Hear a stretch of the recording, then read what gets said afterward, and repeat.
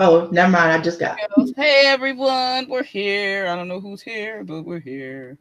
And I have the baby who is fusty today. And I'm here. And Aphrodite is here, of course. Baby. I got a 2-year-old. Aphrodite, you can go ahead and introduce yourself first while I'm getting this little one situated here. Hello, all. I'm here. I have no idea what I'm going to be doing for sure today. What am I supposed to say? Just who I am? Who you are and who I is, who I be. Who you be. I be madly in love with a man who decided that he's going to marry Katy Perry. Oh my goodness. Yeah, not over it yet. But other than that, no. I'm good. I'll give you details on what my books and stuff and all that stuff in the outro. Okay. I'm Tillery, and here I am. This is my channel. Next week we will be on Aphrodite's channel. But for now, we're on mine, and we are going to write and chat tonight. And we're going to do 3 questions like we always do. So I'm going to... I got echo going to go happen here if I don't get this muted. Okay, so I've got my chat open. So let's do the first question, so that way we can get started with that. And I don't even remember what it is. The first question is about characters. So the first question is favorite and least favorite character you created and why. That's right. This is characters week. Okay. Yeah. You want to go first? Sure. Favorite and least favorite character. My favorite character I have created is Cagliostro. I really, really like Cagliostro and where he's going as a character. I like his layers and that he is multiple beings. I don't know if he's been done before, but not in my vision. So he's the first of his kind, which I really, really like. And I like his personality. And well, I made him, so I'm being biased. My least favorite character that I've created probably would be from the same book. What's her name? Catherine. I knew it was gonna be her. Catherine is my least favorite because she's just a little whiner, and I really can't stand that. But she wants what she wants, and she wants to stamp her foot. She's gonna get it. She'll find a way.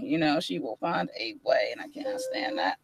So she's my least favorite character that I have created, and that's why I just don't. Her ending's probably not gonna be too well because I just don't like her too much. But she does get to be around for quite some time for sure. Though I'm not sure I'm gonna kill her off just yet. So. Because after all, she's an antagonizing little punk, so. Well, usually the ones like that do bring a lot of drama. That's why you watch stupid shows like The Bachelor. Some bitch that should already been sent home. You're like, why is she here? They keep her around for drama purposes, even though she's gonna be the next to the last person to go. You know it. All right, your turn. I think my favorite character is really easy. My favorite character is Spencer Caprio from Shattered. He's fun. That's awesome. He could also be my least favorite in a sense where because of what he has to go through, it was hard to write. True. As far as loving creating this character, he is definitely my favorite. And then on top of that, he's just my favorite person. For lack of a better term, too, because with all his crazy and with all the things, his flaws that are flaws, he's still a really great person. Yeah. My least favorite character is, well, I kind of have 2, but the first one, and they're in the same book in Gemini Rising. I am not a big fan of my Ahriman character. Really? Even though I really worked hard on fleshing him out, I still just don't like him. Like if he was the kind of person who showed up in my world, I would probably find a way for him to disappear. and I guess the reason why I don't like him is the other people who are involved with him don't get rid of him. Like you have the opportunity to get rid of this mofo. Why are you tolerating him? But they don't, and they have good reasons, which is too spoiler me for to give up. But it gets on my nerves. They get on my nerves. And then damn, her name just totally escaped me. The lead character, the lead female character, I don't like her. And the reason why I don't like her is she's the kind of person who, even after learning the lesson, she still does the wrong shit. Yeah. And a person like that irks my soul. But I do believe she's going to be very well loved because she is very, very fucking crazy. And people are going to like she is crazy on wheels. But I will get more into that story as time goes. I love the story. Those two characters, people are going to cringe. Just like watching Joffrey. When people are watching Game of Thrones, they're like, kill him. Why are you having a conversation with him? Kill him. So I can't wait. Oh, I know. I hated Joffrey so much. Oh, from the minute he showed up on the screen when you didn't know that much. I shouldn't say screen because I knew a little more before the show came on. But the minute you saw his face and you just knew. And I'm like, stab him. Like right now. Let him bleed out in front of everybody. Yeah, no, I don't know who really like all this madness and he does all this terrible stuff when they could have ended him. Yep. True. I had a character named Merrick who isn't fleshed out well. Oh yeah. So I don't like him that much because I didn't. That's my fault. He needs more background, and then maybe I'll like him. Yeah, maybe I'll grow to like him. Yeah. I mean, he ain't a good character either, so. There's that. Whatever. All right, so I guess we could do. You want to do 15-minute sprints or 20-minute sprints? I don't know. Let's do 15 and see how that works. We might end up doing 20 at the end. Okay. All right. So what time is it now? Tonight. With one finger. Right, let's wait, baby. I know, right? Let's start at 10 minutes after 8 and then do 15. Okay. It's about 8:08 right now. This little fusty baby. I don't know how much right. Let me get done in the first one. Ugh. So what are you doing? You're not sure? I need to. Oh god, I'm so behind. I need to finish revising Chronicles of Cagliostro. Because I have to send it to the editor April. So it's not I got a couple weeks. I need to finish getting that done. I need to get the first edit completed.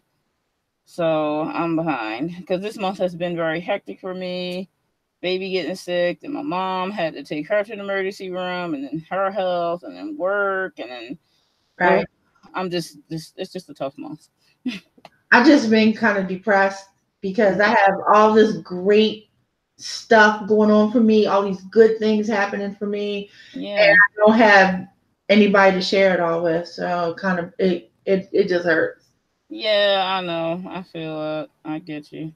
I mean, I'm not interested in what you're doing. It's kind of like it affects people that's supposed to be close to you. They aren't interested in what you're doing. It's kind of annoying. Right. I have my online tribe, which is amazing. Thank goodness.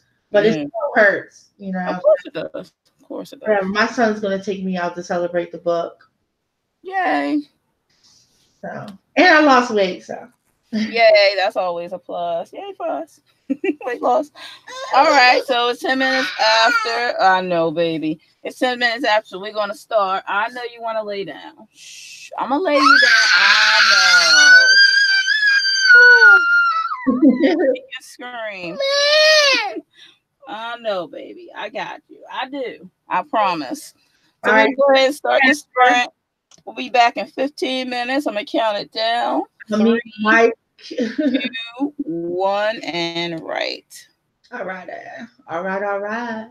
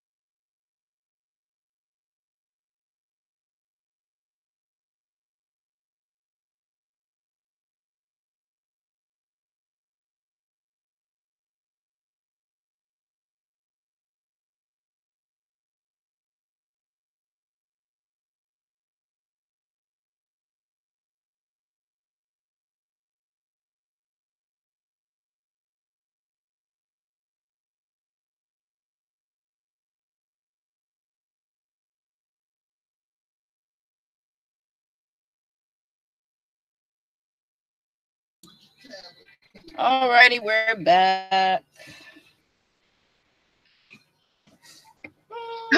And a lot. How did it go? I was actually doing some research, a little research. Oh yeah, research. So, because I'm trying to put together some swag, some bookish swag for my book signing. Oh yeah, of course. And I've been looking at different things that, believe it or not, that people are doing in like craft fairs as opposed to just what people are doing in the writing world. Yeah. And trying to find inspiration to alter something to make it work. And I've been finding some good stuff, man. I'm so excited. Oh, cool. I'm going to be very busy. What is it? Stupid stop motion. I Stupid stop motion. I thought that was fun. You know, all I saw was like stupid mom. What? Yeah, that's exactly what I saw. Okay, so I don't feel so bad. Yeah, you shouldn't. So. But yeah, I didn't really get to write much, obviously, of anything because 2-year-old. You're holding her still? Oh no, she's just really fussy right now. But you know, that's when that sleeping thing changes. That's what happens. But I was reading back because I was doing a short story for this month's prompt for Writers Unite, but I don't know if I'm gonna use the story or not that I came up with for the prompt. I might just end up doing a poem because if I finish writing the short story, which is at about 1,500 words right now, so I have to be capping soon anyway.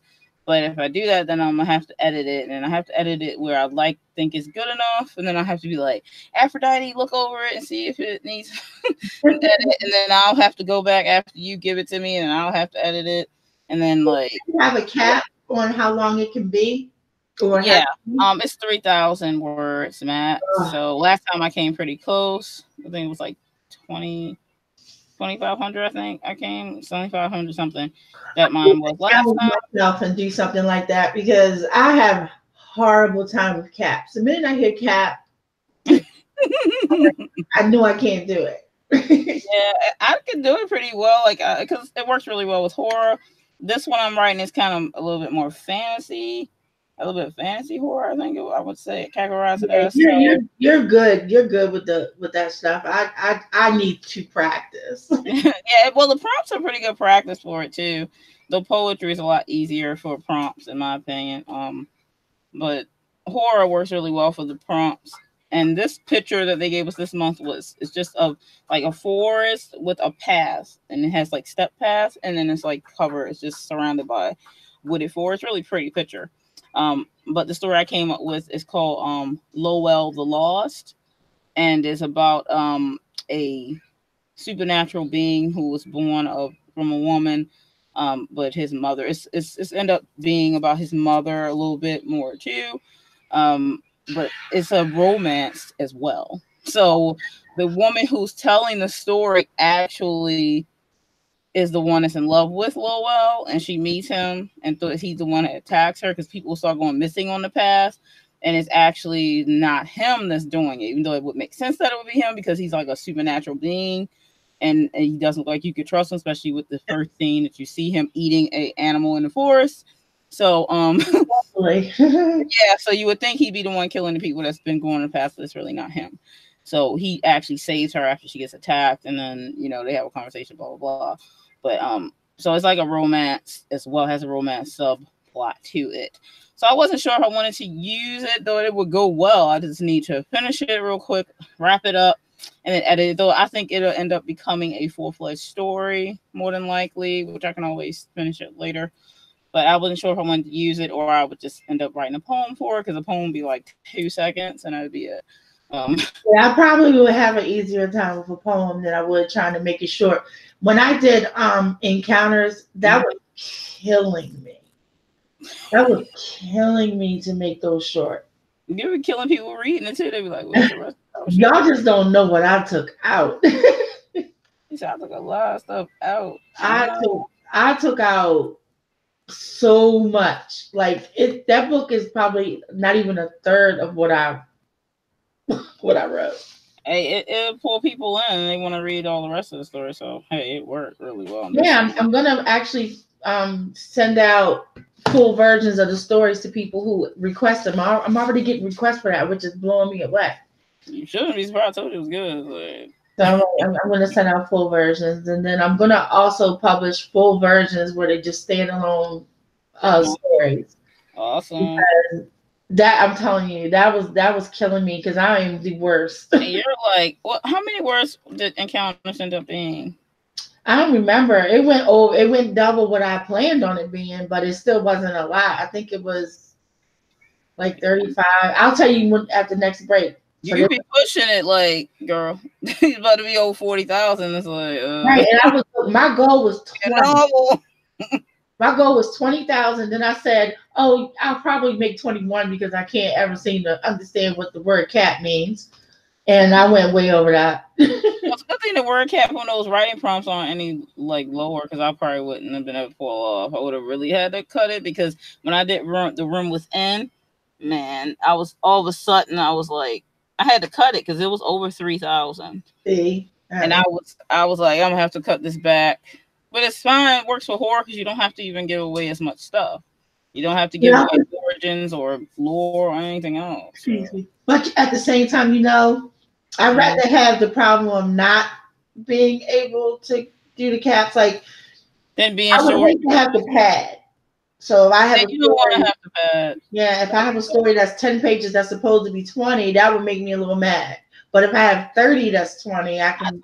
In my opinion, I think this whole thing that they made rules about how long this book is makes it such and such. I think that's kind of malarkey, in my opinion, because you don't get to say when a story's over. So you're like, well, this is a short story. This is a full-fledged novel, and blah, blah, blah, blah, blah. I'm like, why did you guys start doing that? Oh, I really know why. But, I really don't think they should have. I know why they did. But it makes a lot of writers write poorly, too, because they want to feel that they have to fill. They have to fill, because what if their story is told in 35,000 words, in 40 exactly thousand words, and they're like, well, that's a baby novel and stuff. You hear all kinds of stuff, people talking smack about people who have shorter books, and they think they need to write like a bajillion words to tell a good story, and that's not true. Oh, it's not remotely true. There are plenty of great writers who can be truly succinct and still get some shit across. I do not have that gift. I am verbose. You should be blessed, because a lot of writers have the opposite issue where they have to fill, and then they don't do it well, and then it's boring to a lot of people. You may not have heard of this story. You may have. It's called You.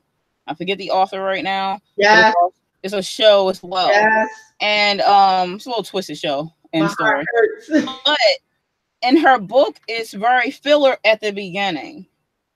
It's very filling. Like, it's just, you can tell that she was like filling it to make space. And then about, I guess once you get past like a 3/4 or a quarter of the book, then it becomes more interesting or whatever. And I saw another writer, does it just feel like she drags? It's like she was. I mean, it's like she was filling it just to make it longer. To me, not that was what happened, but I get what you're saying. That as an example. And another writer and reader was saying the same thing. So it's not like I'm the only person thinking this over here. But I'm just saying, like, because they made these rules where they tell you need to do this in order for your book to be a book. Though you can still publish things, you have to worry about it so much these days. Though they're still going to put that stigma on you, where it's like, oh, if you don't write 50,000 plus words, this isn't even really a novel. It's a short or a novella. They got to name everything, instead of like, this is a story, you read it, the end, but we can't. The reasoning for the numerical indications have always been so that when you picked it up that what you're getting supposed to be, so you're supposed to fall, not supposed to, that if it falls in this and this is what you can expect.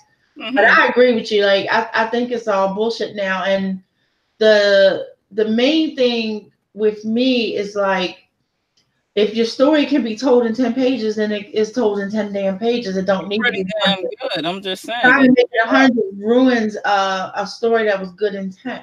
Right, because if they're telling you need to fill, and to me, it's not culture, man. Like, but my a person picking up a book, I don't care. Like, I'm not sitting there like, well, I'm not buying this book because it's such and such amount of pages that no reader.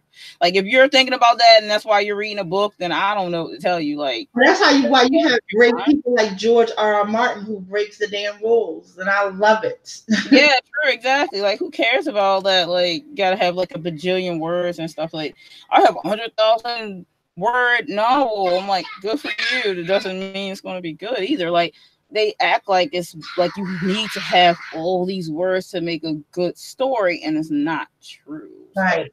But I mean, I hope nobody would. I'm a wordy writer, but it doesn't. I don't do it. It's just my style. It just works good for you though. It's just that a lot of writers can't always pull it off, and some of them don't.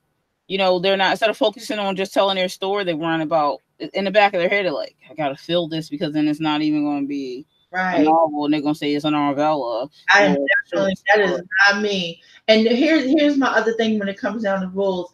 I have a set of rules, and they are rules that I follow in order for me to do my entire process. But whenever I am talking to anybody else about my rules, I make it clear that my rules are just your suggestions.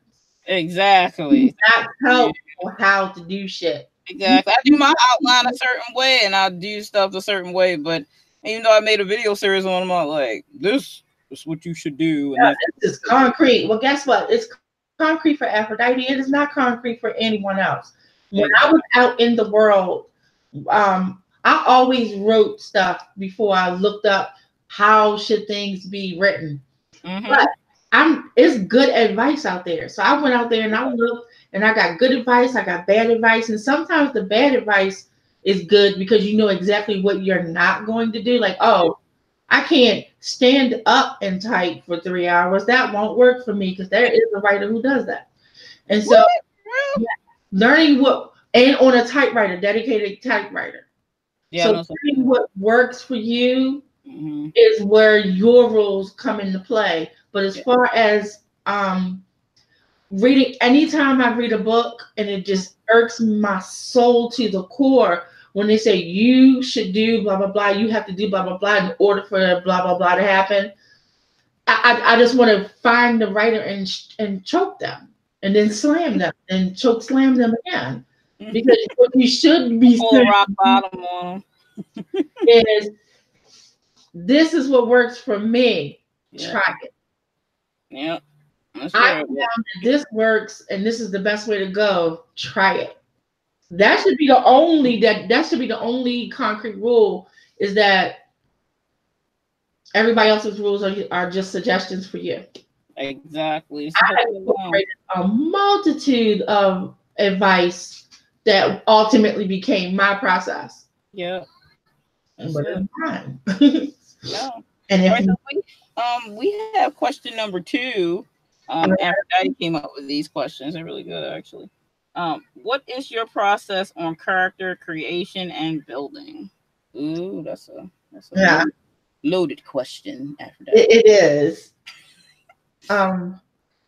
That's hard, and I know people always say, well, it depends, but it does kind of depend on how the story came to me initially. Right. If I move, Shattered is the only one who I should never use as an example for stuff like this, because Shattered totally was just based off people who really existed, and then I caricaturized them, but they really existed. So when it comes down to character creation for people that are based on anybody, my process is real generic. Like initially, once I get the idea if I'm going to have this romance or this fantasy or whatever, because I do kind of Bible my book before I character my book. That's right. Yeah, I do kind of work that way. Like initially, of course, you get the idea, you have people, blah, blah, blah, but I don't worry about them. I worry about the story.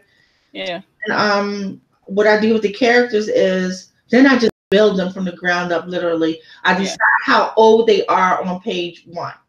Yeah, I feel like that's my first thing. And I decide sex, on page 1. Yeah. So I'll say I have a girl, she's 23. So as soon as I say I have a female that's 23, I stop and I go all the way back and I let her mother give birth to her, and she gets to have a whole life before she gets to be 23. Yeah, thank you. That's just how I roll. Like, I know people say, "Oh, that's so much," blah blah blah. Once you know who your character is, the story will write itself. That's it. Well, that's so it. I do that with every character, no matter who they are. That's they right. have an experience at 8 when they fell off their trike. You know, they're whatever, they're afraid of dogs or whatever, favorite color is orange. Yeah. All that shit, I do that before that first page, even if you never read about it. Yep. Because now it's a whole person who isn't just a 23-year-old chick, but she's a 23-year-old chick who's afraid of dogs and favorite colors orange and loves vanilla ice cream, blah, blah, blah, whatever. And it's going to make a difference in how she acts the rest of the book. That's right. The second thing I do after that is I'll give them what they look like. That's my entire process. That's pretty good. That's not much different than mine. I talked about it in my some of my videos before. It's quite similar to what you do. I call them character bios, but it's just me completely building the character from the ground up. I think their childhood is very, very important to who they become. So I always start with that, but I always start with you said the age of the character, the character name, and then I do research, of course, on my name. So my name is very important because then the meaning of the name really matters because names have power. So that's one of my two biggest things right there. I think Cagliostro's name, his name came out just, I think I had heard the name Cagliostro before and I liked it. And then I had looked up the origins of the name and then I did a derivative of it. So the spelling is different, of course, and doesn't have the G sound in it. So, yeah, because that's in my backstory about the naming and stuff like that. Yep. Yeah, I don't play. When it comes to, you may see a name that just seems arbitrary, but I make sure that everybody's name means something. Yeah, it means something to the story. So even when you get like Barbara in Shattered, her name was Barbara for a reason. Even if it isn't mentioned. I think our processes are pretty the same. And then I go to, their where they were born, where they are in the story when it's going to be written. Of course I write about their parents because their parents are going to play an important part of their childhood, which does their personality from when they grow up. So like if their parents get killed when they're younger, or if one of the parents is gone and they have one parent or no parents when they're younger, or if they're treated poorly by their parents or treated very, very well by their parents, that type of thing. If something tragic happened when they're a child, there's nothing but good things happen to them when they're a child. So that type of stuff I take into account and write their birthing arc, I would say. Right. So I don't know, that to me makes a very big deal with character creation and character build. So I always establish their age. Do you keep a bio sheet on your characters? Yes, I do. I have an individual bio sheet for each character. Yeah, I like doing that because I like having if when I die, people discover my stuff, and flip, of course, because people can discover my stuff after I die. They always do. And they'll be, oh wow, so that's what that means, and that's why that was, and okay. Yep. I have a whole glossary for Chronicles of Cagliostro as far as my take on werewolves and angels and my God, yes. And all that. So I have a whole glossary that's going to be at the back of. We have to add that. We got to add a question on that when we do world building again. Yeah, we will have to, because I like doing that because everyone's perspective can be different on these things, and it's very based to your story and your world. So I decided to do that quite long ago. I actually, when I first started writing the book, I had it in the front of the book, and I had well, I had part of it in front of the book and then the rest was in the back, because the main part was vampires originally. So I had like the whole, like what vampire powers there are, what their weaknesses are supposedly. So a lot of the supposed lore I don't believe in. I don't think that, you know, that all that funny stuff about getting staked and blah blah blah blah blah blah. You know how I feel about that. I know. I did keep one though. That's a really old one. Rain. Burning them like acid. Now I did keep that one. I always liked that one. So that one is in my world for vampires. Why you don't actually see them out and about in the rain, because it does hurt them. Because I kept the whole thing about the holy and the rain. And you really are my kid. Apparently. Because I went to obscure references too when it came down to any like the vampiric stuff. And I dug deep. And so I'm like, yeah, I'm not even going to play all this, the cartoony stuff that they do nowadays. No. And I'm not saying there's anything wrong with it. No, it's just not for me. People to also take into consideration that there's a lot more lore to vampires than the 4 and 5 things that they always stick to. Oh, and I have a few different things going on with werewolves that I'm working on, because there is so much hidden things about werewolves that no one talks about. So one of the stories that I'm shifting in general, any kind of creature that shifts, I think they miss a lot of key points. They do. So I mean, it is an open field, so you can come up with stuff too if you can't find anything on the researching end. But I am working on one novel that's on the back burner, but I already finished the title, so I'll release the title now. It's called The Mists of Glover Down. So that one is a werewolf working title that I'm working on right now.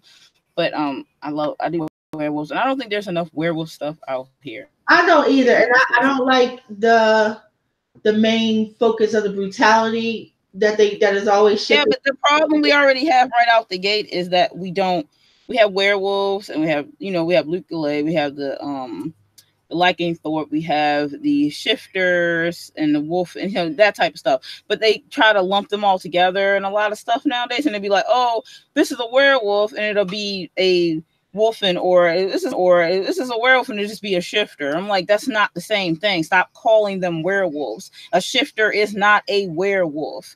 You are confusing them. Werewolves don't look anything like a shifter wolf, because the wolves are on all fours like a actual wolf. They are not werewolves, which stand up on 2 legs like a man and is very terrifying. A dog is not terrifying. A wolf is not terrifying. Actually, it's a pretty nice type of animal. And a freaking werewolf is not the same thing. So stop calling them that. But speaking of on that, about wolves not being terrifying, I would be that person who would get killed by a wolf because I wasn't scared. You really could, I suppose, still, if they're hungry enough, they will. Or if you're in their territory, they will. But at least you know what an animal. You know what they're about. They are called animals for a reason. Be like, hi, puppy. And they'd be like, they were like, yeah, she got some good. Let out the juicy part. But yeah, so I mean, they're not. I mean, I think if you look up like things about wolves, I think they're very cool animals. They're very I don't know how they ever got shifters mixed up with werewolves, and they just be calling them like, "Oh, here's a werewolf," and I'm like, "That's not a werewolf." I'm like getting excited about this movie. It's like, "Oh, there's werewolves in this movie." Like, really? And then you like look at it, and it's like a person shifting into a wolf. I'm like, I love shifter lore though. The lore is always like, people forget about is that shifters don't only. There's a new show on Netflix called Order. It's a new show on Netflix called The Order, and it has actual werewolves in it. Watch that, but I was trying to hold off. It's good. It's the whole first season up there. It's really good. I just finished the Umbrella Academy, and I'm mad with the world because I can't wait till the next season. So, I know. I hate that though when it's not completed because you got to wait the next year and stuff. Yeah, very sad. I used to like shows like back in the day, like I can't think of a show right now, but Once Upon a Time actually did it too, Where they ended their season, they ended it. They didn't leave you on a cliff. They started a new thing, but they ended it like 3/4 of the end of the last episode. It all wrapped up, and then they began the next season to tease you in. I love that. Yeah, I hate being left on the cliff. Yeah, that's not cool. I hate that. Unless I'm gonna get like the whatever the hanging is like soon. Don't play with me a year. I can't think. That's not cool. Yeah, no, I really, really, really hate that. So I promised myself I would never do that. Which, with my shattered script, you see in the shattered script, in the book, it ends with the way it ends. I'm not gonna say I forgot. I almost said it too. But you know how the book ends. In the script, it picks up at the beginning of the second book. Oh yeah. So that you're not left with like, oh my God, where's things gonna go on? You're still teased, but you're not left like hanging. One writer, like this girl, Christina Faheen, like she puts out so many books. She's a paranormal romance writer. I gotta look her up. I don't know who that is. I have a lot of her stuff. Very good. So many books. Like I just went out the other day Friday. It was like she had 4 new books out. I was like, where did I miss these? Like, because she's not the person who writes a lot of stuff before she puts it out. I'm sure she does. I'm just saying, but still, like all her books are good. Like I haven't read one that was bad. I'm just saying. Oh, but we probably should do our next write-in. Send me a link to her. I will. So we got 15 minutes. So we will be back at about, I guess. I'm actually going to make it even because right now we're at like 8:52. So I guess we don't have to make it even. That's fine. We'll just be back in 15 minutes, guys. So if you want to write with us, go ahead. And then we'll do our third question when we come back. And then we will talk for 5 minutes and then do our last sprint. All right. So I'm actually going to work on my script. So okay, cool. I'm going to probably work on my debut novel. So all right, count us down. 3, 2, 1, and write.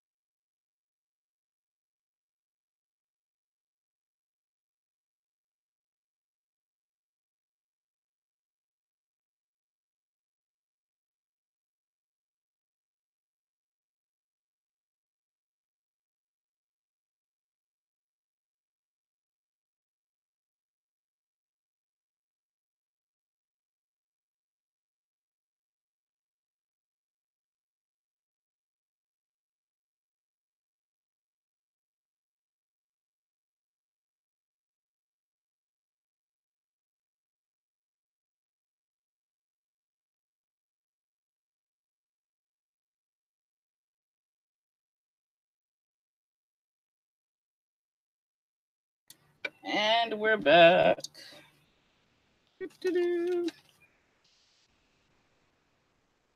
Oh my goodness. How you doing there? Trying to sort. I have to rewrite the script for the trailer. Yeah. And because the location is different than what I initially wanted to do, I have to sort through what scenes are happening in what places.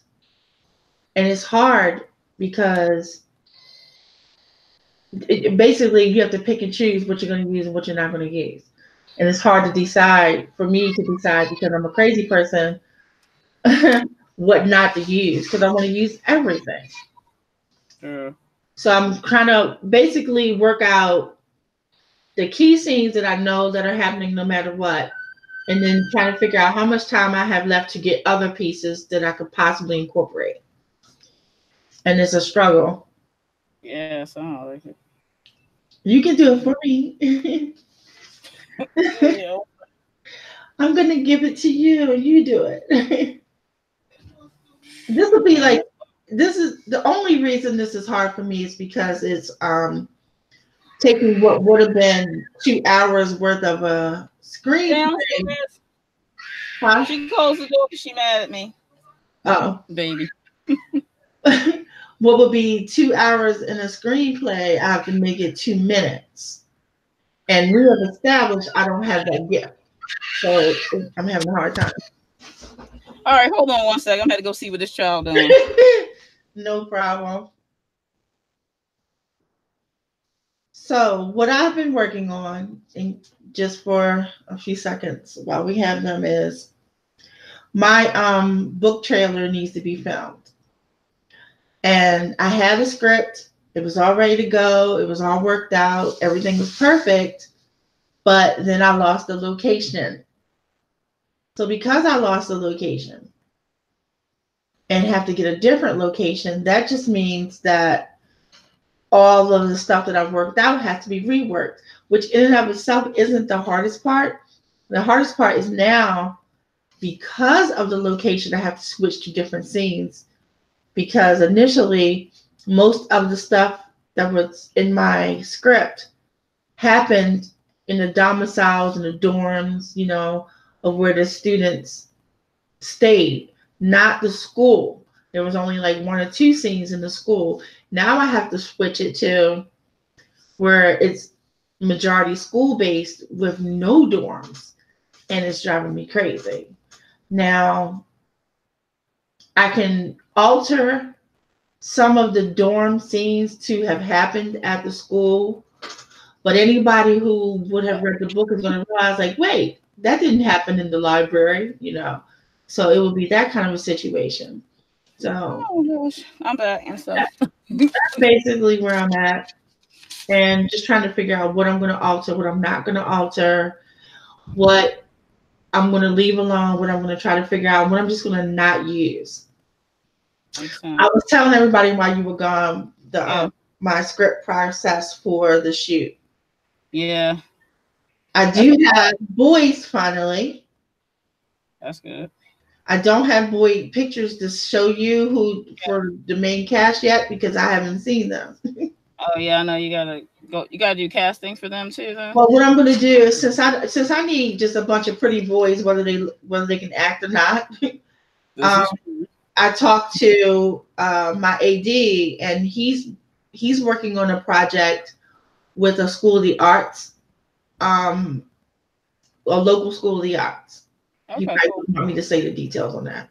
Let's just say local school of the arts, and they have obviously lots of boys. Yeah. And so he's going to send them my way. Basically, just send me pictures, and I'm going to choose who looks like Spencer, who looks like Chase, who looks like Flint, and call it a day. Hey, that's it. You know, there's no way, no matter how bad of an actor they could possibly be, that they can't say a line well enough. This is true. It's a trailer. I would not do this if I was actually shooting an episode. No, of course not. No. But for the trailer, they just got to look the part. That's right. I can't wait for that. It's gonna be I awesome. can't wait to see who Spencer is, man. I had a dream And about somebody Spencer's being Spencer. so important. So yes, definitely. We'll see what third question you came up with for us. How much work do you put into your extras or sub characters? I put a lot into my sub characters. They have, of course, the character bios. They have backgrounds. Some of my subplots are based off of my sub characters. That's where a lot of my subplots come from. They come from my sub characters. So I put a lot into them just as much as my main characters because they play off of each other to keep the story interesting and to get it going. Because subplots are the butter to the toast, so to speak. Helps the Now you main got me all plot. hungry. It makes the main plot go down smoother, I think, if your subplots are strong. So Yeah, for me with the sub characters, I do the exact same thing with the sub characters as I do with any of my main characters, and they're born up until whatever age they are in the book. They may not, like I have in Shattered, I have a character, Mr. Ruggiero. He's not only a sub, he's a sub. Yeah. But trust, he was born, raised, and did a whole bunch of stuff before he became a teacher at Halstead Academy. And so even though in the book, I think he maybe has 3 sentences. Yeah, I remember. I gave him just as much attention in creating him as I did when for any of them as Aaliyah, who is probably the meatiest one. Aaliyah and Chase are really super meaty as far as their part in the book, but all of them, even Mr. Ruggiero, has just as much background done on him before I write anything about him. The cool thing about that is he has 3 sentences in Shattered, but he is a big focus when you get the secret. Yeah, true. If you pay any attention to any of the little, like, for instance, there's a scene when he speaks to Miss Van Buskirk, and you read the sentence and she kind of like looks him up and down, ignores him, and keeps going. She's not not unpleasant or anything, but I kind of wonder. I hope people are catching the Easter eggs. Yeah, she's like, she tolerates him as a professional. Sure. So and then it just goes on about her life, and then he goes on about his. It's like nothing said, but when you find out in their past, it was some shit. It was some that makes sense now. It was some major shit in their past, which is why like that with him. He caused her massive grief. The trouble that she got into, because you know the story, the trouble that she got into with Philip was because of him narking. Oh Lord, y'all's gotta have one of them. Yeah, because he was jealous, basically.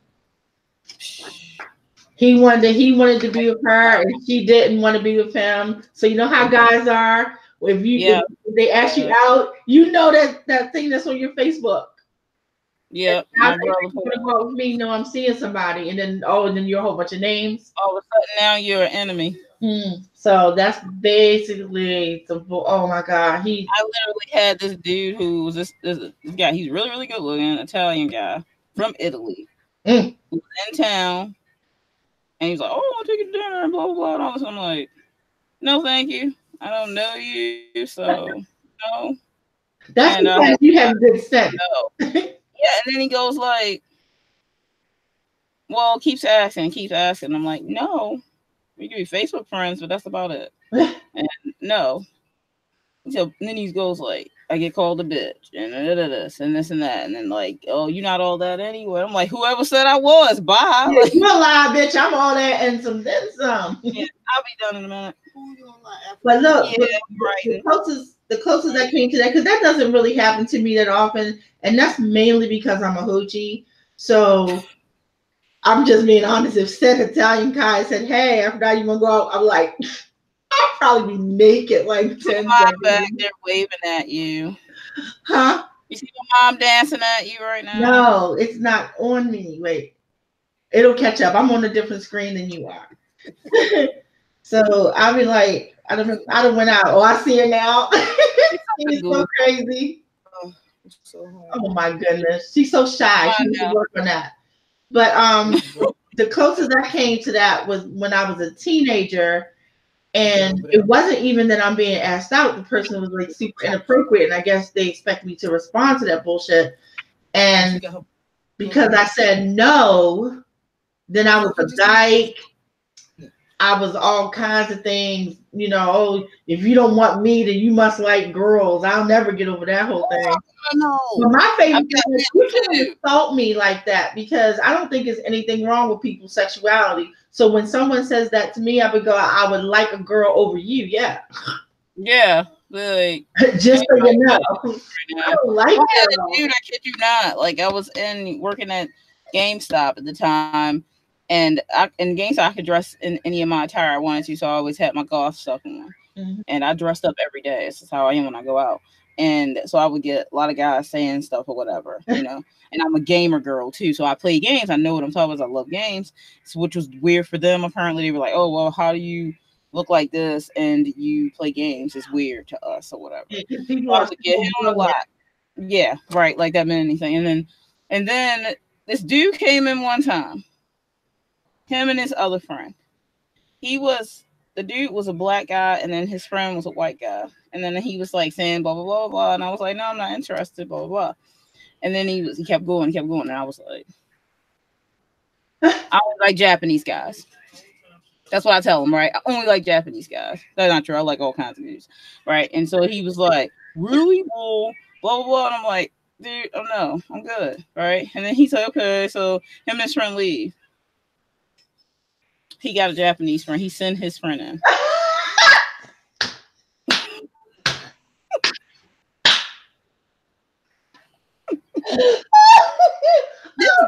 This dude walks in, right? This dude walks in. I'm like, can I help you? He was like, my friend said you like Japanese dudes. I'm like,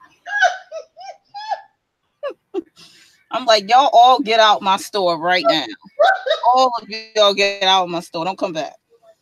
But they like laughing. They like left. I'm like, that was a good one. But no, bye. No, thank you. See, I couldn't have handled it. I'd have been like, what's your name? But no, these two brothers used to come in my store. I swear those dudes are Yakuza.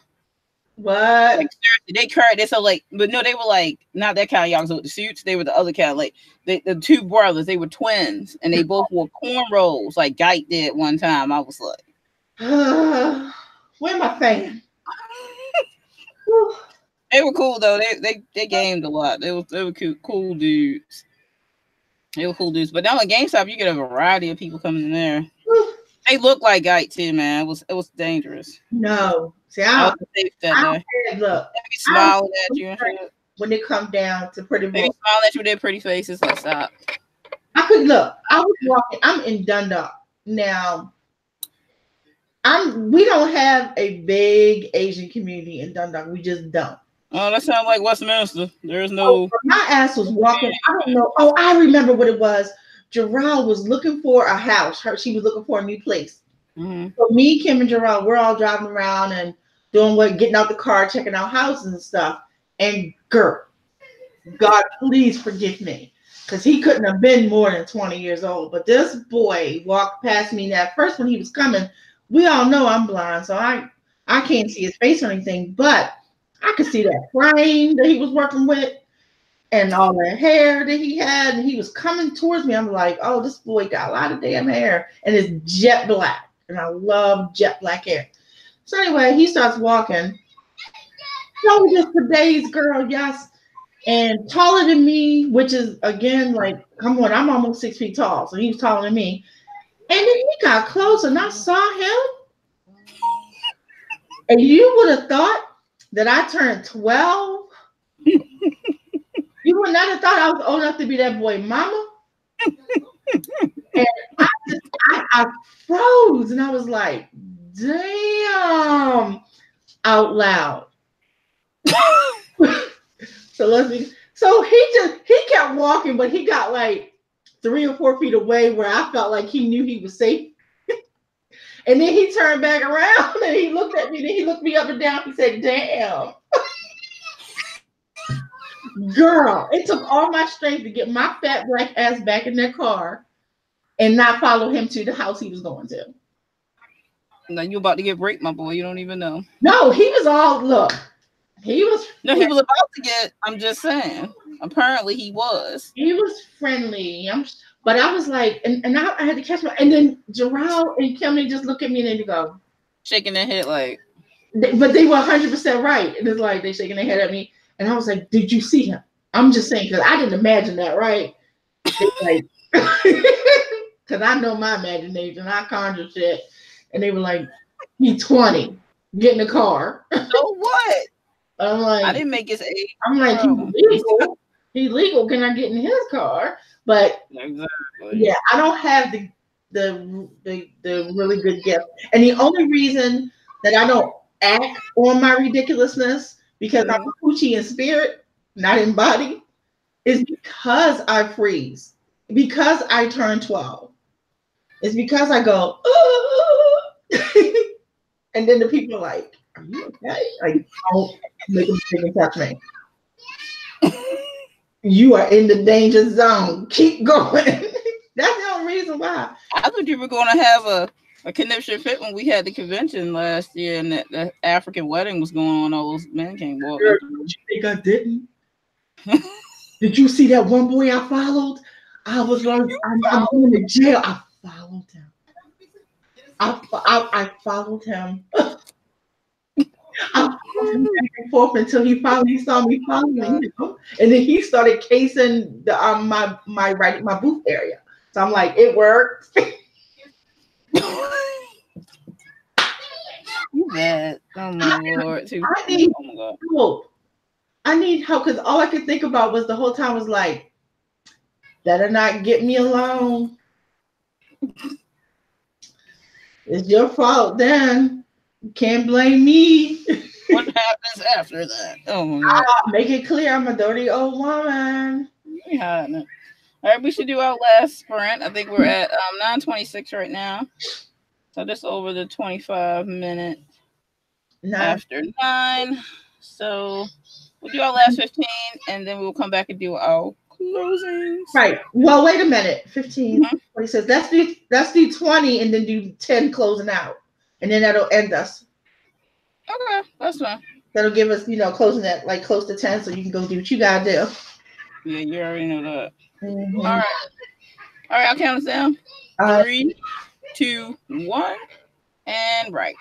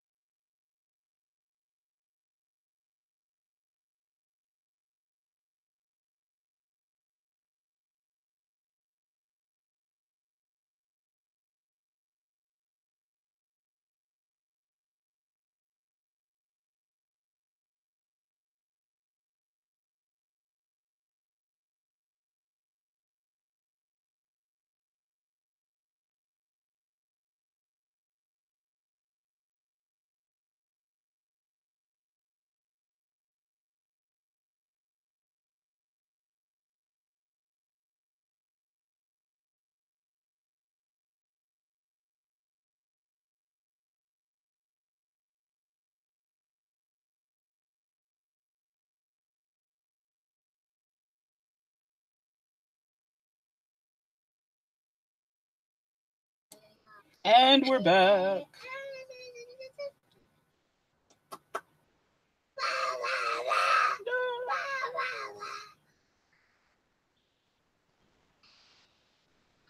I realized I was talking and I was still muted. So, yeah. So I said, damn, I wasn't ready. Oh my goodness me. Well, I did get through a couple pages, so it's something. It's always sad to cut stuff out because then you're like, no, but it needs to be done. Right. I feel that way too. I always use my stuff that gets cut out from my script as stuff that I'm still going to shoot anyway. I know. I'm shoot it anyway. Because one day, something I'm going to be on the DVD and you see all the outtakes. But that's also why I wrote or started writing, excuse me, I should say, because I didn't finish writing it by any means. Started writing conversations. Yeah. Because that has conversations obviously in it that's not in the book. Right. Yeah. In all the books, I should say, because it's not just about Shattered, it's about the whole Glass Corridor universe. So you can see all kinds of conversations that Spencer and Leah had, and this one had, and that one had, and even shit that Barbara said to people. So I hate Barbara. So that's kind of my outtake book, and I think people will enjoy it. Definitely, I would. Huh? I know I will enjoy it for sure. Yeah, I wish that we could have stuff like that. So when I thought about it initially, I was like, it's kind of corny that, you know, people are gonna be like, oh, they're sitting at the tree, so the conversation that they had at the tree, you get to see everything they said. But anybody that was invested in the characters would enjoy it. So I'm gonna just go ahead and go for it. Sure, I think people would enjoy that. I mean, I'd love it personally. And someone did that for the books that I read, for sure. My fantasy book, I'm going to be doing all kinds of Bibles. I'm actually releasing my Bibles for the fantasy books. Awesome. That should be good. I think you need those, especially when there's so many like different races in the book or different aspects of lore and things like that. I think that's always useful because then it keeps, you know, people who are interested in the story definitely want to know that. Yeah, and especially if you're doing, for lack of a better term, alternative lore, and people are just kind of being introduced to it for the first time, literally like, whoa, since when do vampires have reflections? You know, stuff like that. I want people to see my thoughts behind everything. Exactly. That's why I definitely want that. So. Because they said, oh, she made a mistake. And she did this. Like, no, bitch, I didn't make a mistake. This is, you need to read the This is what I wanted to say. This is how I want to tell my story. Exactly. I know that, look, I already get this from my editor as it is, but like just on a similar tone with, I have a thing against the comma. Yes, I know. I really hate the fucking comma, and I only use a comma when I feel it is helpful for the person reading it. Well, that, you know, if you don't use a comma, they're gonna be like, you have a run-on sentence and shit like that. You know? And I'm like, but what if I talk that way? But see, a lot of people use commas incorrectly. They splice, so they put commas where commas don't belong in the first place. Yeah, so but I know too much editing stuff. They use so many in some cases, right? And I'm like, that's too much to me. And I would rather you say that you think that I messed up and didn't put a comma where something belonged than to see a bunch of fucking commas where they don't. I don't know who's I don't know, because if you know, I never used a lot of commas myself. I did the same thing. You know, I used them where I felt that they were needed. And I, unfortunately, back when I was a little bit younger, I would write like I spoke. So I tend to take less breaths between speaking because I like to get my point and I don't stop until I'm done. So that being said, I talk fast a lot of the time. So I would write similar to that because that was my main thought behind it. I didn't really see the need for the commas, of course, but now I do see the need for them. I always I'm not saying that there isn't a need for them, because there is. What drives me crazy is the comma has. I'm just gonna make this up because I used to know all this shit by heart. The comma has like 7 rules of when they get used. Okay, I would agree with 4 of them, so that's the only ones I use. That's how I roll. But what I get, like my editor literally sent me a page on how to use the comma and when, and I bust out laughing, and I had to let him know, like I thoroughly know that a comma goes there according to. See, that's the thing about when you're a writer and then there's the editor. They assume that because you didn't do it, that you don't know. But let me tell you right now, you could. If I don't use the commas exactly the way they're supposed to be used, it's because I didn't care to, or nor do I want to, because I do know for sure how a comma works. Because believe me, when I say my subject literature was my top subject in school, I had no problem with that whatsoever. Always high scores all the time. But that doesn't mean, as a writer, it's not my job to be an editor. Well, I don't mind that. I'm trying to keep you and I'm trying to keep you. He literally just really probably thought I didn't know, and then that it was a mistake. And it's just important for me to make sure that he knew that I do know the law. I teach that shit, so I know it. But that it wasn't a mistake, and don't add them in, because I did have to spend a lot of time taking them out, because just in general, he's on point. And for just used to doing shit a certain way, he was correcting them all. So I had to go back and uncorrect them, because yes, I told him, like, you were right, I don't want it. So it makes me laugh that the one thing that I get back from people is like, oh, well, technically this sentence isn't grammatically correct. I'm like, did you understand that sentence? They're like, yeah, well, see, that was all I cared about. I know. I mean, I totally get it. And being a writer, I know the rules. I know the way it's supposed to be. I know all that stuff. And when I do edit my work before I give it to an editor or to someone else, it's very readable. I'm not off by very much if I am. So if I do edit it and I'm serious about it, then it's going to be pretty good. I'm not perfect. Like an editor can get it pretty good. Editor can get it better than me for sure, because that's their profession. They should do better than me, or else I don't need them. Right. And I'm trying to keep it work, so I probably shouldn't be so perfect at it. But that being said, it's just that I want 100%. Like my editor, I don't need to do that. Like I want 100%. Like I never want a different editor. Like my editor is the bomb. I wouldn't even trust to put some, because I'm going to make mistakes, and I'd rather he just catch all the stuff that he thinks is mistakes, and then I say not a mistake. So, I mean, he's better now, especially with my commas, because my commas, I don't like them. And so, I mean, I know it's a dumb thing to pick on. When I'm writing business stuff and legal stuff, and I 100% grammatically correct.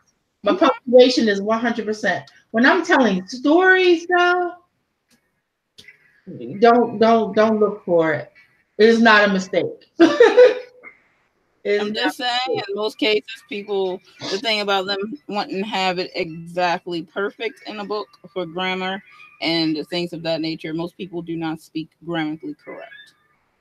Right. Well, my dialogue, I do my dialogue. I'm very good with that. If I do say so myself, that I write the way people talk, but in my description, I keep that correct. I just don't worry about the commas.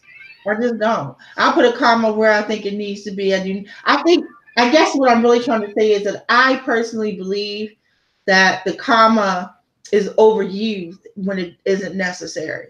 So since it's not like you're wrong either. I can't say that you're wrong, because after all, things have changed over time, and they have decided that it was needed more than it was before. Or they would say that a comma is needed before and, or a comma was needed before but, or something like that, and that was something that they would go back and forth on, and then it changed over time that this wasn't needed when you use this word, blah blah blah. So it's like they can't say you're wrong either, right. because it wasn't always that way. Right. And I do get that every language changes, period. So obviously grammar rules and punctuation rules and whatever the hell rules are going to change along the way. Like people say often instead of often, and it's like considered correct now when the T was always silent. You know, I'm an old lady. T was silent, just like soften is often. But now people say often and no one bats an eye. And so my instead of me getting mad about that, it's like language changes. It does. It changes. I didn't know, those words that writers get mixed up, or people get mixed up, and when they're writing. One of the women who runs Writers Unite had posted about getting the word rack and rack mixed up. You know, rack R-A-C-K and rack with W-R-A-C-K. And I'm like, I had no idea that was a thing. I had no idea that anyone got those two mixed up, because to me they're so different that it wouldn't be possible for me to get them mixed up. It's easy. But it's easy. But I mean, I understand how people get like the three theirs mixed up when they're not paying attention. I understand that, I can, because they sound the same. Now, if you didn't see them, right, you wouldn't know any difference. They sound the same. Right. But we know bear and actually bear. Because the BEAR is used in two different ways, and then BARE. Right. And we know they're like as in they are. Right. Like that is just two words put together, and then there as in counting two people, and they're going to do something, and then there as in a place there. Go over there.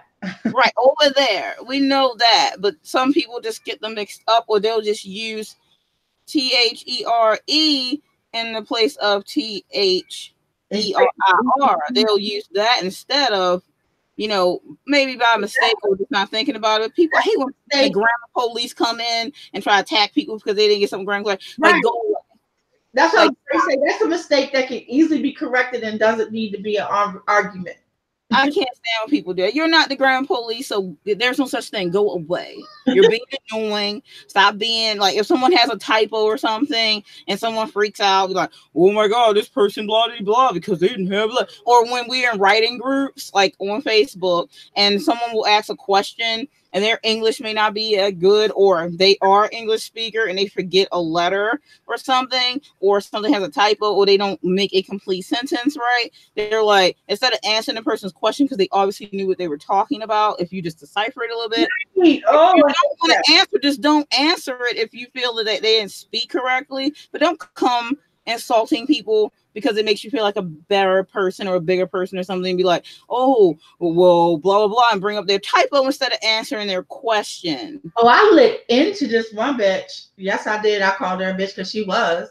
I lit into her for going after another person who asked a simple question. And my thing is, so would you want to get on this person for not speaking correct English, but you don't understand English because you didn't answer the fucking question? Yeah, thank you. Instructor. Yeah, thank you. Like, I just can't stand people being nasty and mean for no reason. Like, you only ever have a reason to be, first off, to be nasty and mean. So it's you decide to go to that level, like, and then just to do it to a person who didn't even do anything to you.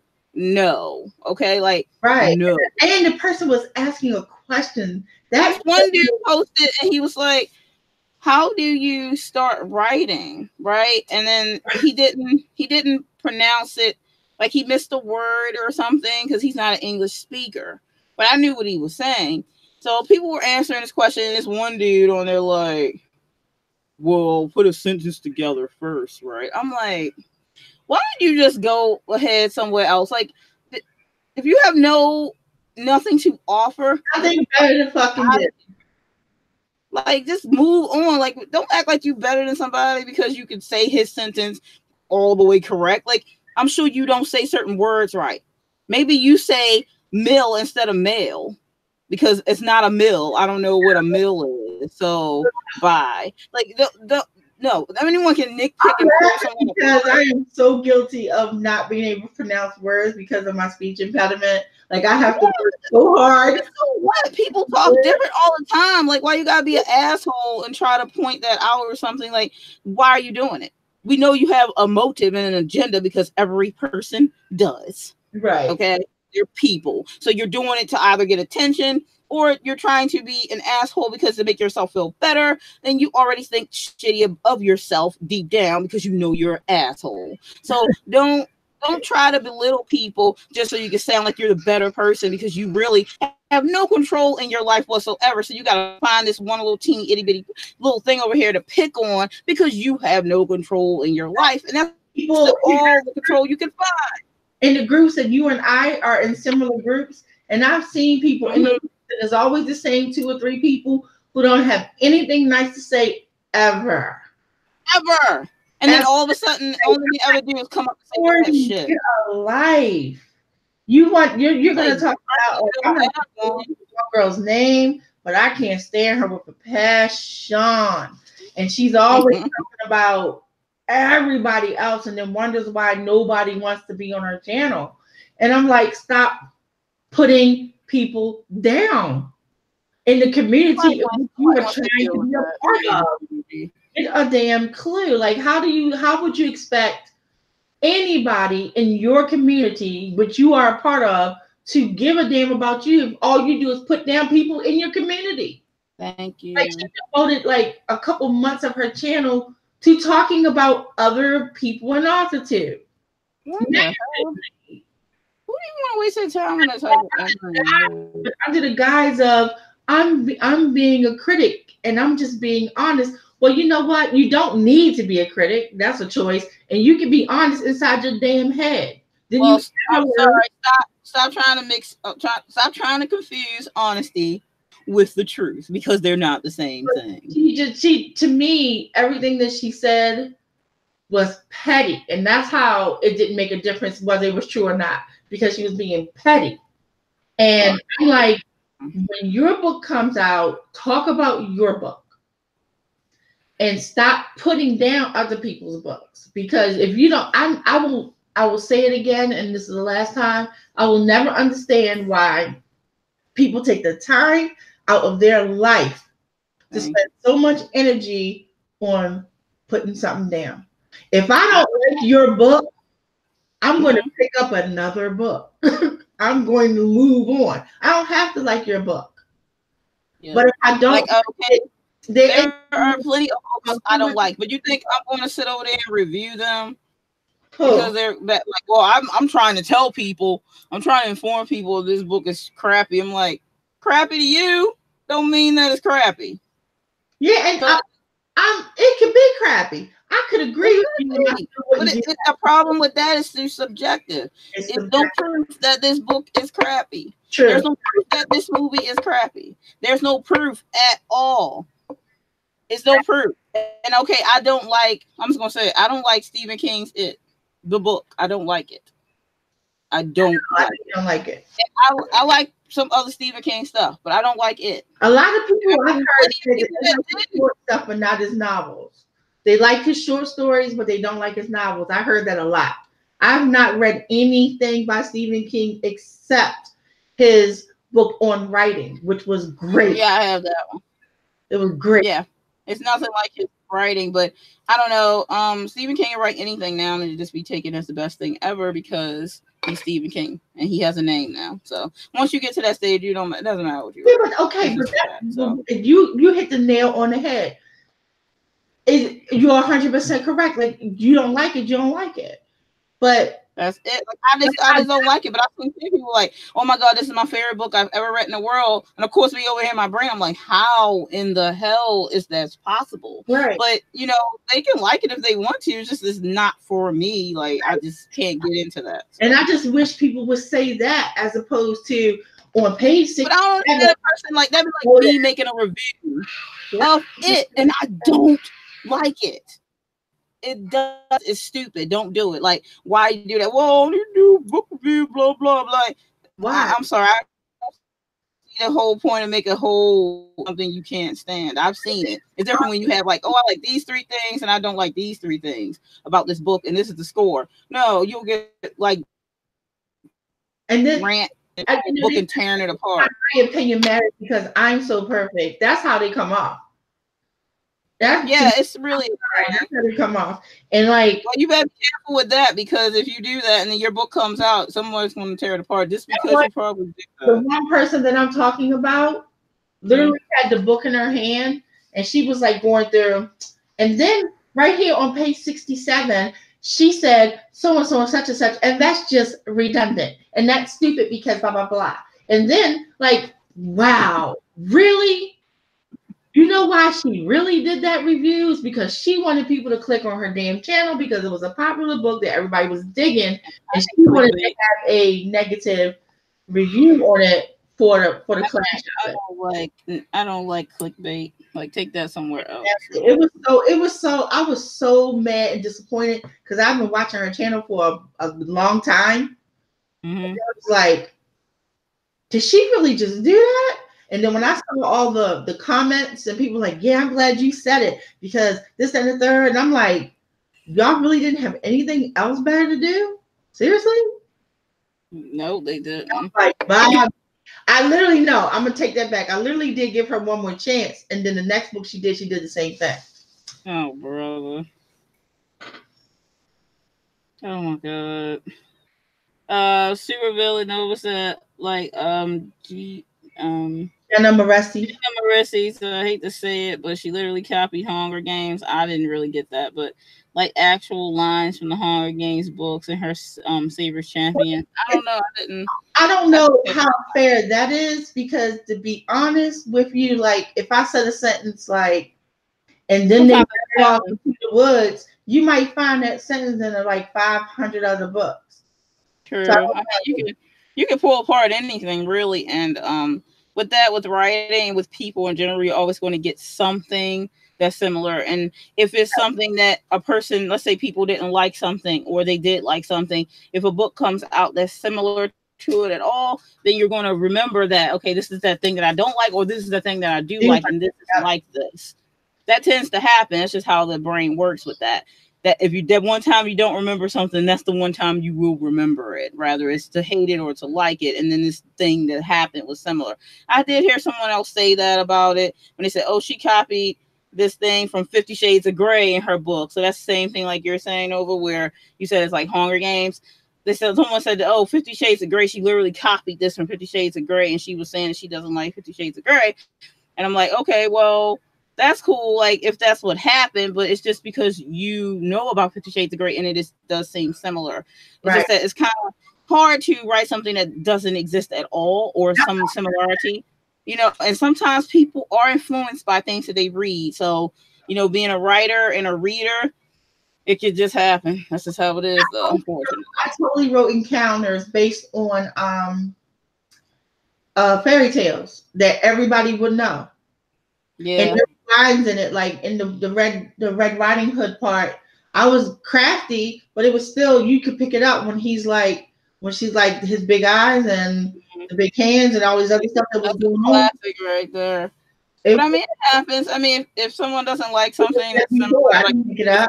Something like if I would have released my original book, like on vampires, during the time Twilight was a big deal. I bet you anything that people would have still said she's copying Twilight, just because there would have been vampires and it would have been romance based, subplot romance. But if you bring out things, it can ride a wave of that thing that's happening, and then people are going to say it's similar. It might not even be similar at all. It happens all the time. No, my vampires don't sparkle.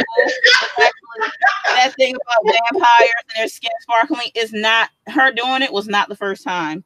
If you read vampire lore and know about vampire lore, that's something that's been done a long time ago. And it's just to pick the depths that they have in them and the hardness of the body. That's all that the diamonds underneath the skin was to represent. I know a lot of people like hark in on that, and be honest, it's really not that big. Like if you know a lot about vampires, that wasn't the first time. That's where she got it from, because she knew about that. Even though she'll try to say she didn't read certain vampire things, that just know that that was true. I honestly don't hate that she did that, because it was a part of lore that wasn't picked up on a lot. No, so she picked and used it because not only did she do it, but I have to give her clever notes on that because she used it as the reason why they're not out in the daytime. Yeah, it was a good reason. Instead of the usual that everyone uses, that's played out. You can't wants to bring that up like the sun burns them asunder, which is not even true. You can't fault Stephanie on how cheesy they made it look in the movie. And it didn't look cheesy in the movie. I'm sorry, there's some things look cheesy. There's no helping that. There is no helping that. Like, you're not going to make that not look cheesy no matter what you do. I think people were more butthurt about Twilight being so romantic and love interest. And then of course, it was the whole era of like SJW stuff coming out. So they were kind of, then you got people coming up like, it's an abusive relationship. I'm like, it's vampires and supernatural. I don't know what you want here. If you want to watch someone's real life, then maybe watch someone's real life and stop bringing your real life problems into fantasy because it's annoying. My whole thing that I had a problem with, that people had a problem with, was when the whole scene where he was watching her in her room while she slept. I'm like, this isn't a human being, y'all. This is a vampire. This is what they do. They just can't. They can't separate. That's the problem. Like, that's why you guys aren't the writers and we're the writers. So stop. Like, I'm sorry, but fantasy, you stop bringing your reality into fantasy. Your book is supernatural with supervillain? Oh, he was just a stalker. Vampires can't, that's the thing, it's a vampire, so it's going to be seen different. Supernatural beings would never see things the way a human being would see it. Right. I mean, it's the same way. They would never, they wouldn't love the same way. They wouldn't think about mating the same way as a human being. So if you as a writer cannot separate your own vision through your eyes, then you may not want to go near fantasy because you can't think outside of the box, so to speak. Right. That's like when you have a religion. Now, I have beliefs, but never will I put my beliefs in my books. I will not do that. But because it has nothing to do with my stories that I'm telling. It's just like watching another culture and you looking at that culture and going, oh my God, that's horrible. How come they pierce their baby's ears and blah, blah, blah. Mm-hmm. You need to step back. You can't say that's horrible and wrong just because you wouldn't do it or it's some new thing to do. Because people cannot see past themselves. Because you eat hamburgers. Like, ew, really? You put cow in your mouth? Really? Like on purpose? Like nobody. I'm like, yeah, it was yummy. No one forced you to do that though. You just freaking ate cow. Yeah, actually, murder. Murder is legal to vampires. Actually, to a vampire, killing a human would be like a murder. It'd be like killing their food. It's not murder, so it wouldn't be illegal to their world. It wouldn't be because they're not human, so it wouldn't work. Cow in your mouth is yummy. Steak. Mm-hmm. But it is. If we go, if we go out to the farm and actually when I eat cow, I just walk it by the fire. That's what I do. Oh my God! I'm like, there's a flame. I'm walking by it, and then I put them on a plate. Bessie, come on, Bessie. And listen, if you go to the farm and you kill a chicken and you fry it up and all that other stuff and eat it, you wouldn't consider that murder, and that's how vampires look at us. Exactly. So you can't really. That's simple. So having a heart attack about the vampire watching. Pretty much, exactly. Escorting your dinner to the prom. He overcame it, though. So however, will not overcome it. You know what? I mean, if I had and I take to the prom, I'm eating them for dinner. Sorry. Super Villanova. I swear I gotta use that now. It's a here. Put my dinner to the prom. I am using that because here you go. I don't think she tasted like chicken. She probably tasted. I'm totally using that. Like, okay, so the vampire chick takes the innocent virgin boy to the prom, and then one of her people go, "You just escorted your dinner to the prom. You should be ashamed of yourself." Oh my God, I love it. I love it. You know you would do it anyway, especially with that line in your one book. What line? You know what line I'm talking about. I swear, girl, you know I'm crazy. I don't know which line. I'm talking about the line the comedy line where he's like, how would a steak not kill someone? Anyone? It's a steak, duh. Like it's a steak. It's the heart. Like, go to stab the heart. But see, anybody that will work on that whole scene established a human being that will work. That whole scene, I love that scene. That whole scene established the ridiculousness, and it established what Nosferatu are in my book. Because when she saw the photographs of him and was tripping out on the fact that there was actual photographs of a vampire, and he just had fun with it. I just loved it. And when she said, "So this isn't true, and that isn't true, and this isn't true, and a stake to the heart that won't kill you," like, oh yeah, kill me. Who wouldn't it kill? So, and I like the fact that he's just a kid. Oh, I just saw someone do that. They did that in that show, The Order, about the silver bullet. What I miss? In Silver Bullet, they did that. They did about the silver bullet in The Order. I'm gonna actually have to go watch it tonight. Let me introduce he said the main dish and the side dishes are the friends. The pizza, the potatoes. Supernova, stop! Because I am going to do that now. Tim ago. Oh, you know you are. Of course. Somebody said in the show, they said about the werewolf, like if someone says a silver bullet is going to kill her, and the werewolf said, it's a bullet. Like, you know, like it's a bullet. Does it matter? I'm gonna do it. And it's gonna be a girl, and she's gonna point to two very delicious looking boys. One look like guy, yeah, and the other one might look like. And no, those are the side dishes. Yeah. Oh my God, that's too. I'm gonna have to wrap it soon. I think we're at like 10:13. Oh my God, yeah, have to over again. So that's okay. We don't have to. No, it's okay. We did get our 3 sprints in though. Thank God for that. One time we did, right? Yeah, we did get all 3 questions in too. I will be finishing up my script tonight. Because I'm done because I have a meeting tomorrow, so you would think that I will have to stay up and get it done. What are you closing with? I want everybody watching or who watches later, to go and get my book Encounters by my naughty girl persona, Minx Kenosha. I think you will really enjoy it. It's a fairy tale retelling. It is erotica, so please be over 18 because it doesn't hold any punches.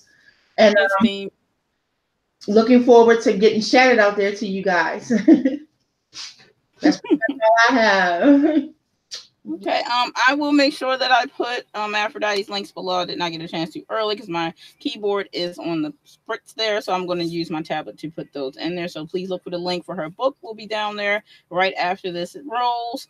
I am Arthur D.L. Tillery, as you know. This is my channel. Next week, this will be on Aphrodite's channel, so make sure you check us out at 8 o'clock Eastern Standard Time.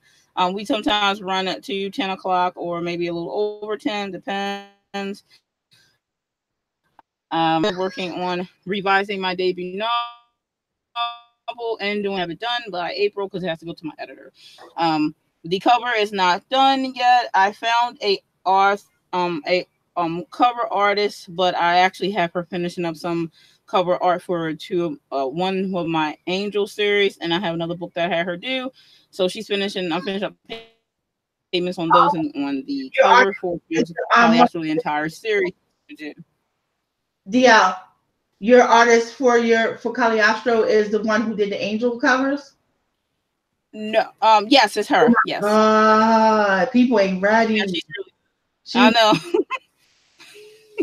She's a beast.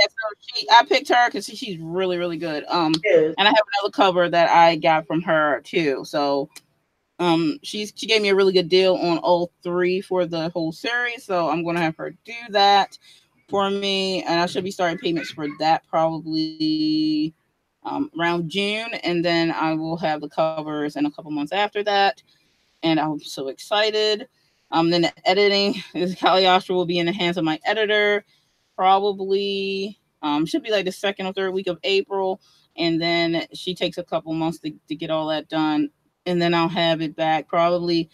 I would think probably I don't know her month of time because she gets a lot of bookings, but she took me in April, so I think she takes about a month maybe. So I'll probably get it back like, I don't know, a month after that, and then I'm gonna be so like on edge, waiting and waiting and waiting, and then I'm planning to have early winter release, so it should be in 2019. So I'm thinking around late November, early December release for my debut novel, Chronicles of Cagliostro, Tales of the Life Virgin. Yeah, you should join us next time, Supernova. That would be really cool. You haven't done a live stream yet? Yeah, you should definitely check it out. It'll be fun. But yeah, so we'll be on next week for sure. Sometimes Nichole Wolfe joins us. She's really cool too. But she didn't get a chance to join us this week, but I'm sure next time she probably will. She does shifter novels too. It's really good. That's what I have going on right now. I do upload. I changed my schedule because I have so much going on with my branding. So I changed my schedule to just one time a week. So I'm uploading on Wednesdays, and I have this live write-in on Tuesdays with Aphrodite. So my video does come out tomorrow. It's the part 2 to my branding as an author series. So check that out if you have time to, please. And if you haven't, please subscribe and like this video. And we will see you next week. Thanks, guys. I should have said come out on Thursdays and Fridays. It's in the crest between the 2 days because depending on where you are, if you get it on Thursday or Friday. Yep. This is true. All right. Please check out our website and everything else. So the links will be below. Please check out my website. I have free stories on there and poetry sometimes. So check that out. All right, guys. We'll see you next week. Bye.